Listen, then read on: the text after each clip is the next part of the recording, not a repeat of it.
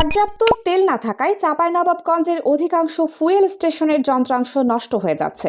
নিয়ম অনুযায়ী প্রতিটি ফুয়েল স্টেশনের ট্যাঙ্কে অন্তত 750 লিটার জ্বালানি মজুত রাখা বাধ্যতামূলক।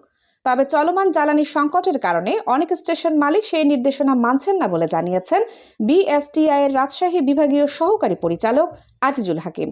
31 মার্চ মঙ্গলবার বিকালে চাঁপাইনবাবগঞ্জের বিশ্ব রোড মোড়ে messrs Hossain petroleum filling station পরিদর্শন শেষে এই মন্তব্য করেন তিনি। নতুন ও পুরাতন সব ধরনের মোবাইল বিক্রয় সাশ্রয়ী দামে, স্ক্রিন, ব্যাটারি, সফটওয়্যার, সব সমস্যার নির্ভরযোগ্য সমাধান এক জায়গায়। আজই চলে আসুন শিমুল টেলিকমে। তিনি বলেন, ফুয়েল স্টেশনের ট্যাঙ্কে অন্তত 750 লিটার জ্বালানি মজুত থাকা বাধ্যতামূলক। এমন পরিস্থিতিতে তেল উত্তোলন করলে ওজনে কম পাওয়া যাবে এবং পাম্পের যন্ত্রাংশ নষ্ট হওয়ার ঝুঁকি বাড়বে। তাই আমরা নিয়মিত পর্যবেক্ষণ করছি এবং স্টেশন মালিকদের সতর্ক করছি। তবে সমস্যার স্থায়ী সমাধান করতে হলে সরবরাহ সংকট কমানো এবং প্রশাসনিক ব্যবস্থার মধ্যে সমন্বয় করা জরুরি। জ্বালানির প্রয়োজনীয় মজুত রেখেও প্রশাসনের ভ্রাম্যমাণ আদালতের জরিমানা ভোগ করতে হচ্ছে।